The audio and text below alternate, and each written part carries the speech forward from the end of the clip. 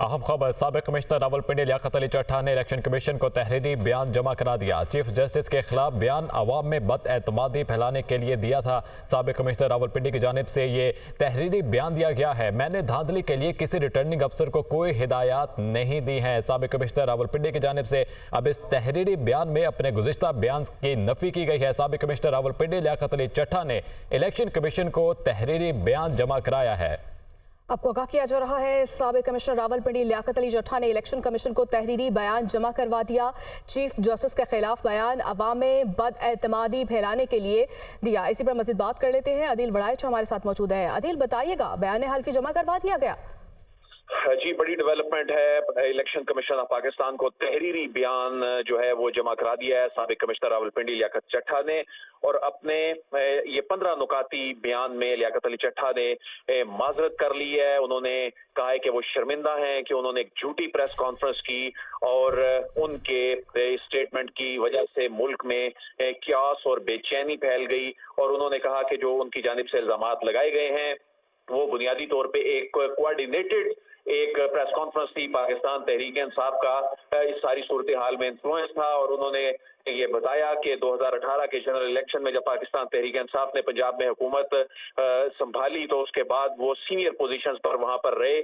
और उन्होंने बताया कि किस तरह से जो 9 मई के इंसिडेंट के बाद पाकिस्तान तहरीक इंसाफ की जो लीडरशिप थी वो छुपी हुई थी। और उस वक्त थ्रू आउट उस जो वो टाइम था उसमें उनका डायरेक्ट कांटेक्ट था और उन्होंने उनको बहुत से मामलात में मदद भी दी। और इसमें उन्होंने कहा कि उनका जो रिलेशनशिप था पाकिस्तान तहरीक इंसाफ की जो लीडरशिप के हवाले से, तो उनकी जो क्लोज फ्रेंडशिप है वो और एक हाई लेवल जो ट्रस्ट है उससे वो डेवलप हुआ। तो उन्होंने बताया कि पाकिस्तान तहरीक इंसाफ के जो रहनुमाओं की जानिब से इस जो प्रेस कॉन्फ्रेंस की गई थी उनके साथ ये कोऑर्डिनेटेड एफर्ट थी। और इसमें जो इल्जामात लगाए गए चीफ जस्टिस ऑफ पाकिस्तान का जो नाम लिया गया, अगरचे उनका कोई रोल नहीं था इस इलेक्शन के हवाले से, इस इंतखाबात के कंडक्ट के हवाले से, लेकिन उनका जो नाम लिया वो भी पाकिस्तान तहरीक इंसाफ के कहने पर लिया।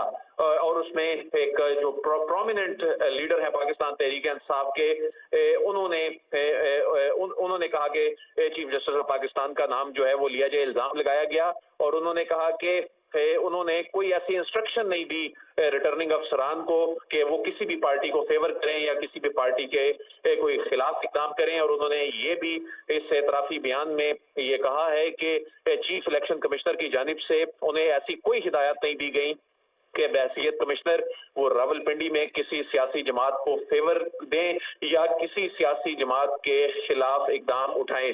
तो उनका जो बयान है, उन्होंने कहा कि उनकी जो ये प्रेस कॉन्फ्रेंस है, इस प्रेस कॉन्फ्रेंस ने एक क्यास पैदा किया, एक मैस पैदा किया मुल्क भर में, जिस पे वो शर्मिंदा हैं, वो बड़े एम्बेरस्ड हैं, वो अशेम्ड फील कर रहे हैं। और उन्होंने उनकी जो प्रेस कॉन्फ्रेंस थी ये एंटी स्टेट थी और ये जो प्रोपेगेंडा था उनका जो बयान जो वो प्रेस कॉन्फ्रेंस के जरिए उन्होंने किया। और उन्होंने कहा कि उनकी इस एक्टिविटी से, उनके इस इक़दाम से पूरी जो ब्यूरोक्रेटिक फ्रेटर्निटी है उनको शर्मिंदगी का सामना करना पड़ा और वो मुल्क भर के ब्यूरोक्रेट से शर्मिंदा हैं और उनकी जो रेपुटेशन खराब हुई और उनके जो सीरियस एलिगेशन जो है उन्होंने लगाए। अदील वड़ाइच, बहुत शुक्रिया, आप हमें तफसीलन आगाह कर रहे थे।